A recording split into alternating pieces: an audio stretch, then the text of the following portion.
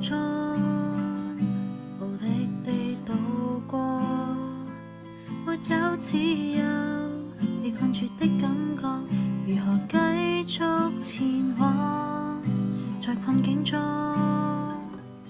其實還有辦法開朗，只需要伸出手去捉緊耶穌。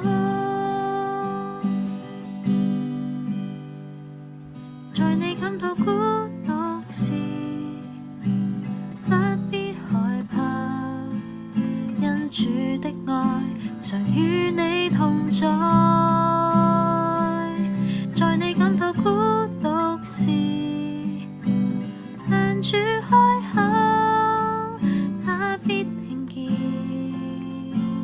他必聽見。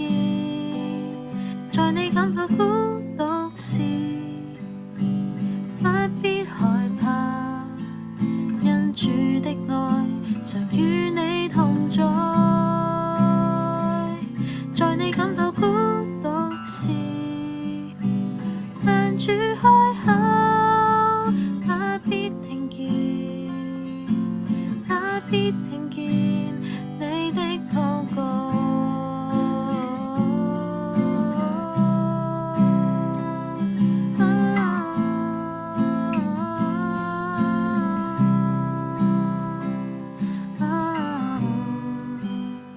因主必聽見你呼喊的聲音，因主必聽見你需要的是什麼，因主必聽見你心裡的一切悲傷，主必聽見你的禱告，因主必聽見你呼喊的聲音，因主必聽見你需要的是什麼，因主必聽見你心裡的一切悲傷，主必聽見你的禱告。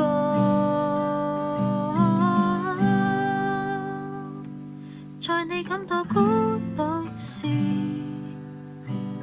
不必害怕，因主的愛常與你同在。